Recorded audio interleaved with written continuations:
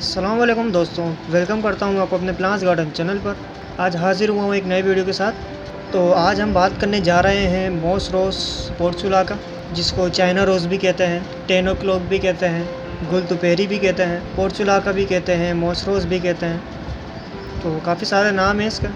और summer plant होता है ये, काफ़ी ईजी टू ग्रो होता है, बहुत आसानी से ये ग्रो हो जाता है। तो आइए इसकी केयर देखते हैं और इसको किस तरह से ग्रो किया जाता है वो जानते हैं। तो सबसे पहले बात करते हैं इसको ग्रो करने की। इसकी दो वैरायटी होती हैं, एक तो बीज से ग्रो होने वाली होती है और एक कटिंग से ग्रो होने वाली होती है। जो बीज से ग्रो होती है वो कटिंग से ग्रो नहीं होती है, और जो कटिंग से होती है वो उसके बीज नहीं होते हैं। बीज वाली वैरायटी सीजनल होती है और जो कटिंग वाली होती है वो परमानेंट होती है, साला साल आपके पास जो है वो ज़िंदा रहती है। तो काफ़ी फैल जाने वाला पौधा होता है, काफ़ी बुशी हो जाने वाला पौधा होता है ये। तो इसको दो तरीके से ग्रो किया जाता है, एक तो बीज से और एक कटिंग से। दोनों से बहुत ही आसानी से ये ग्रो हो जाता है, क्योंकि ये बहुत इजीली टू ग्रो पौधा होता है, तो बहुत आसानी से ये ग्रो हो जाता है।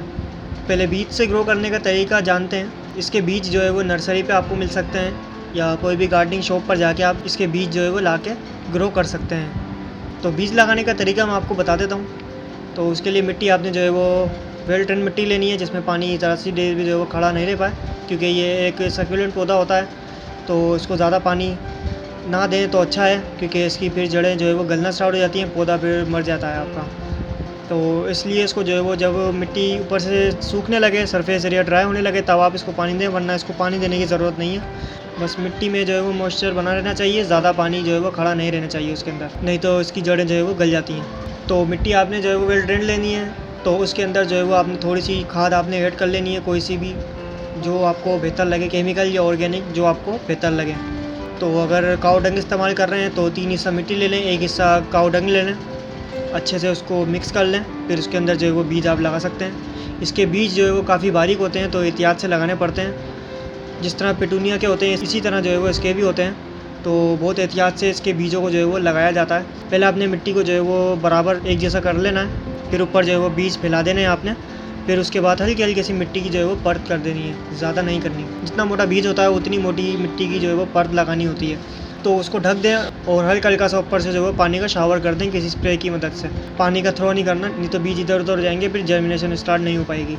तो बीज लगाने के बाद आपने इसको ब्राइट लाइट में रख देना है, जहाँ पर सूरज की ब्राइट लाइट आती हो, धूप नहीं आती हो सीधी सीधी, सूरज की सिर्फ रोशनी आती हो, उस जगह पे आपने इसको रख देना है। तो इसकी जब जर्मिनेशन स्टार्ट हो जाए, पौधे थोड़े से बड़े होने लगें, तो आप इसको जो है वो फिर फुल धूप में रख सकते हैं, जहाँ पर 3 से 4 घंटे की या 5 घंटे की धूप आती हो, डायरेक्ट धूप, क्योंकि ये फुल धूप वाला पौधा होता है। फुल धूप में ये अच्छी ग्रोथ करता है, फुल धूप में ये जो है वो अच्छी फ्लावरिंग करता है। और इसकी कटिंग लगाने का तरीका अब देखते हैं, किस तरह से इसकी कटिंग लगाई जाती है वो जानते हैं। तो इसकी कटिंग वाली वैरायटी अलग होती है, बीज वाली अलग होती है, जैसा कि मैंने आपको बताया। तो कटिंग वाली वैरायटी आप कोई सी भी इसकी कटिंग ले लें, चाहे तो इसकी कलम ले सकते हैं, जैसे कि बीज की मोटी कलम होती है वो भी ग्रो हो जाती है, या तो इसकी न्यू अपशूट ले लें, न्यू अपशूट भी बहुत आसानी से इसकी ग्रो हो जाती है। आपने मिट्टी जो है वो ओनली मिट्टी लेनी है, कोई उसके अंदर खाद वगैरह नहीं मिलानी है। तो ओनली मिट्टी, सादा मिट्टी लेनी है, उसमें आपने जो है वो कलम लगानी है और इसको शेडी एरिया में रख देना है, लेकिन बिल्कुल अंधेरे में नहीं रखना। जहाँ पर जो है वो सूरज की ब्राइट लाइट आती हो उस जगह पे आपने रखना है, बिल्कुल अंधेरे में नहीं रखना। बस सूरज की धूप ना आती हो लेकिन रोशनी आती हो सूरज की, तो उस जगह पे आपने इसको रख देना है। तकरीबन इसकी जो है वो 5 से 10 दिन के अंदर अंदर इसकी जो है रूटिंग स्टार्ट हो जाती है, ग्रोथ ये स्टार्ट कर देता है अपनी। तो उसके बाद आप जब इसकी ग्रोथ स्टार्ट हो जाए, फिर इसको आप फुल धूप में रख सकते हैं। 5 से 6 घंटे की धूप में इसको आप रखेंगे तो ही अच्छी फ्लावरिंग करेगा, ज़्यादा फ्लावरिंग करेगा। अगर इसको फुल धूप नहीं देंगे तो ये फ्लावरिंग नहीं करेगा, बस पत्ते ही निकालता रहेगा। तो जब टेम्परेचर 47 से 48 डिग्री तक पहुंच जाए, तो तब आपने इसको शेडी एरिया प्रोवाइड करना है, वरना इसको फुल धूप में आप रखें तो अच्छा रहेगा। जैसे कि अगर 40 या 42 टेम्परेचर है, तो उस दौरान आपने इसको फुल धूप में ही रखना है, 4 से 5 घंटे की धूप इसको डायरेक्ट लगे। लेकिन जब टेम्परेचर हाई होने लगे, जैसे कि मई और जून में टेम्परेचर जो है वो हाई हो जाता है, तो उस दौरान आपने जो है वो इसको शेडी एरिया में रख देना है। जब 47-48 टेम्परेचर होने लगे, तो आपने इसको जो है वो ग्रीन नेट के नीचे या कहीं शेडी एरिया में इसको रख देना है, जहाँ पर सुबह की 2 से ढाई घंटे की या 3 घंटे की धूप इसको सिर्फ लगे, सुबह मॉर्निंग की। तो इसके काफ़ी सारे कलर आपको नर्सरी पे मिल जाते हैं। ज़्यादातर नर्सरी पे जो है वो बीज वाली वैरायटियाँ होती हैं। मैं आपको पहचान करा देता हूँ। जो बीज वाली होती है उसमें बीज बनना स्टार्ट हो जाते हैं, और कटिंग वाली में जो है वो बीज नहीं बनते हैं। कटिंग वाली की एक पहचान ये भी है कि उसकी जो ब्रांच होती है वो थोड़ी सी मोटी होती है और थिक होती है।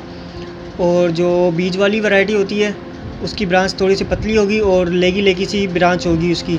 तो दोनों ही वैरायटियों में काफ़ी सारे कलर इसमें मिल जाते हैं, बहुत सारे कलर होते हैं इसके अंदर। रेड भी होता है, पिंक भी होता है, येलो भी होता है और पर्पल भी होता है और काफ़ी सारे कलर इसके होते हैं। मुख्तलिफ़ कलरों में आपको मिल जाते हैं और डबल पेटल में भी मिल जाएंगे आपको, सिंगल पेटल में भी मिल जाते हैं। सिर्फ इसकी सिंगल पत्तियाँ होती हैं।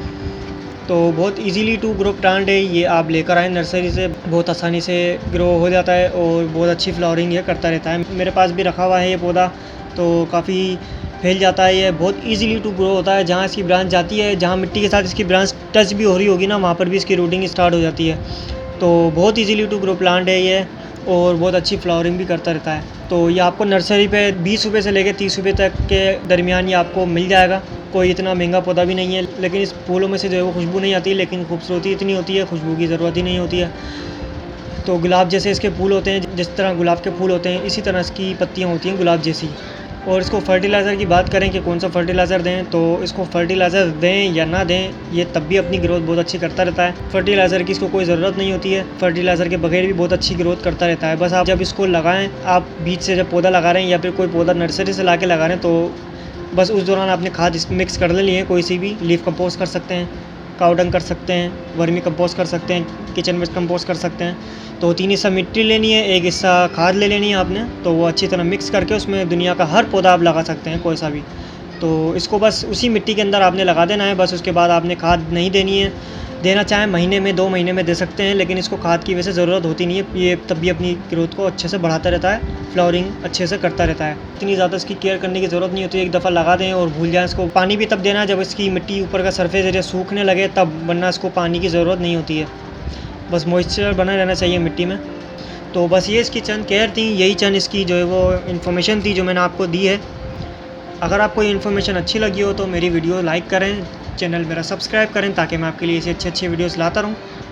मिलते हैं आपसे किसी नई वीडियो में किसी नए टॉपिक के साथ, तब तक के लिए खुदा हाफिज़।